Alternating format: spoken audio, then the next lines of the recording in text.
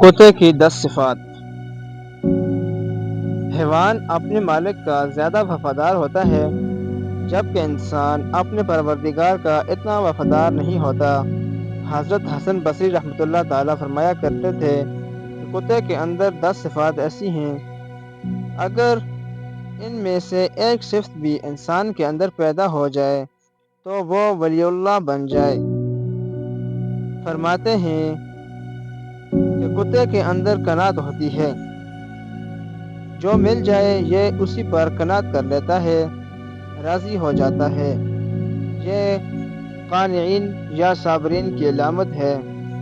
کتا اکثر بھوکا رہتا ہے، یہ صالحین کی نشانی ہے۔ کوئی دوسرا کتا اس پر زور کی وجہ سے غالب آ جائے تو یہ اپنی جگہ چھوڑ کر دوسری جگہ چلا جاتا ہے، یہ راضین کی علامت ہے۔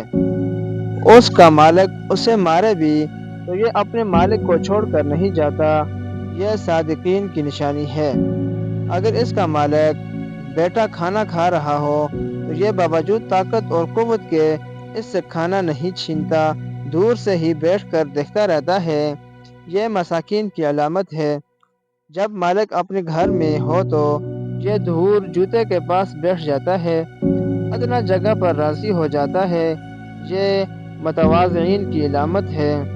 اگر اس کا مالک اسے مارے اور یہ تھوڑی دیر کے لیے چلا جاتا ہے اور پھر مالک اسے دوبارہ ٹکڑا ڈال دے تو دوبارہ آ کر کھانا کھاتا ہے، اس سے ناراض نہیں ہوتا، یہ خاشعین کی علامت ہے۔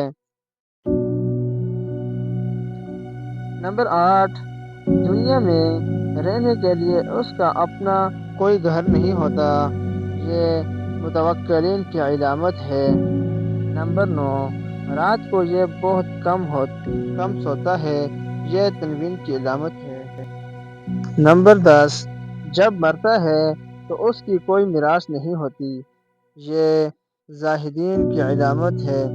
غور کریں کہ کیا ان صفات میں سے کوئی صفت ہم میں موجود ہے؟